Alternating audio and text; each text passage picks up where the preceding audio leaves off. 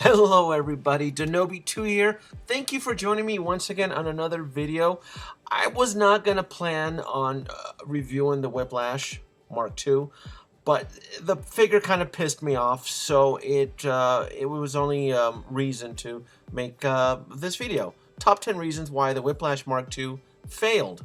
So, without further ado, let's get right down to it. Number 10, Diecast. What exactly are the rules as far as percentage wise? See, here's the thing. What constitutes a die-cast figure?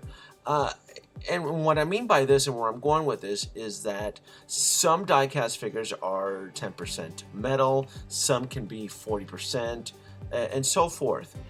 And it seems that Hot Toys does not have an exact formula or a code of conduct as to what constitutes it. It almost seems that if you slapped on a few parts, let's say on the RoboCop, a few little metallic parts, it's a diecast. But this RoboCop figure actually feels extremely plastic.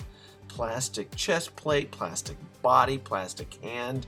A minor few parts of it are actually diecast, but otherwise it feels plasticky. Versus this guy here, the diecast Mark 42, this sucker feels like 90% diecast. Compared to this guy, it's maybe 40-50%. In fact, if you look at the detailed at the description on the Whiplash, contains diecast material, so even they don't know what the actual rules are as to what would constitute as a diecast figure. I wish they would set a guideline for that. Limited Posen on this guy. This actually kind of bugged me a bit here, just because he's pretty fragile, and you're almost kind of scared to pose this guy. There's not a lot to the imagination as far as posing him. You can twist and turn him and so forth. But other than that, there really isn't a lot. My imagination did not get carried away as far as posing this guy compared to other Hot Toy figures. The lighted whips. Oh my God, this pissed the hell out of me. I kind of wish they wouldn't have even attempted to light the whips. I would have just rather preferred for them to just not added any type of light. This is almost, it's like adding insult to injury. I wish they would not. This is such a joke. It really is. This is probably the part that pisses me off. And you can't tell me a innovative company like Hot Toys, they could not have added the luminescent cords to this. And don't tell me, well, it would have been expensive, because that's bull, because I did it to the original Whiplash, and I did it for under 30 bucks, and it came out pretty badass and cool. So it could have been done on this one here. I know there's some custom jobs out there where folks are doing it themselves, but for a sticker price of this magnitude, it should have been included. The light switch. This is the reason why this video is coming out so late. The first Whiplash I received from Sideshows came damaged, and it was because of the right switch caved in, and one of the lights, it wasn't working.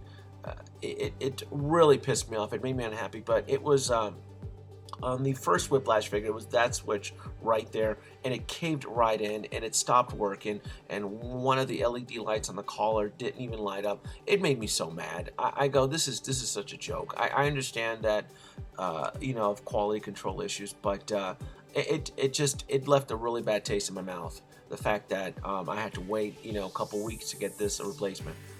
The wrong head represented. Holy smack. I actually brought this up in one of my early videos last year. This is the wrong head. No. I don't like it. It does not work. It does not fit with the figure. In fact, if you go back to the film and you look back at the film, his whole head is exposed once it fills in. So it's not that hard. Obviously it's Hot Toys taking a shortcut. They obviously did not want to create a new sculpt. They just recycled it. And obviously, they're taking advantage of the faceplate Instead of, they only have to, the figure only has to come with one faceplate, which can be swapped back and forth. That way they don't have to give you another one. Better late than never release. Oh my goodness. This is, for most of you, speaking in hindsight, this figure is a little bit late. It's about 5 years too late from when the original Iron Man 2 came out. And unless you decided to buy the original Sidekick figures, which was a War Machine and the Mark VI, the Whiplash Mark II seems naked. It is meant to be completed with these two other guys. Well, these two other guys right now on eBay are extremely expensive. So you could only get them on eBay.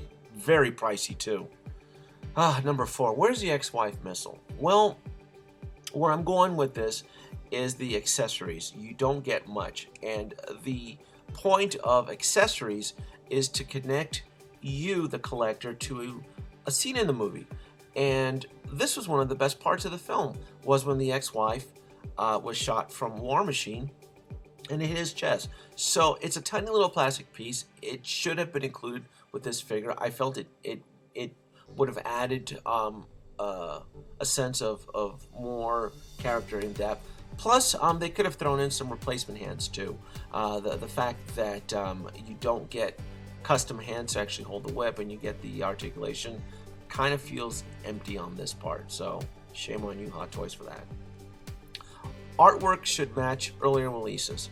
And what I mean by this is that when any of you collected the original Iron Man 2 line from yesteryears, 5 years ago, Hot Toys had a specific signature line. And I understand is that before I get the comments on the board, on the video, I know that Whiplash is part of the Diecast series. To me, it would have been an homage to have the Whiplash Mark II included with the original artwork of the earlier released figures. So not a big deal, but it would have been nice, and they would have added, and they would have gotten extra points for that. Colors don't seem to match. This bugs me a lot because, I've seen Iron Man 2, tons of time, and I felt that the figure's color seemed too light. Plus the die cast and the plastic tends to clash. I'm very finicky about that. Some of you might say, oh no, it gives, it's not a big deal, but it is to me, and I really wanted to do a big job on this to kind of show you that the colors really do not match. Going off the film again, it is a darker, grittier gunmetal color, and I wish that Hot Toys would have taken that palette and applied it to the figure. Maybe because the fight scene is happening at night and the suit's not getting a lot of color, and maybe that's why it looks more of a darker, grittier gunmetal color. I would have loved to have seen this more applied to this particular figure because it just seems too bright, too chromic-y, too chrome look. But other than that, I don't know. It could have been improved. And number 1, guys, they were so preoccupied if they could, they never stopped to think if they should. And what I mean by that is, does anybody really care?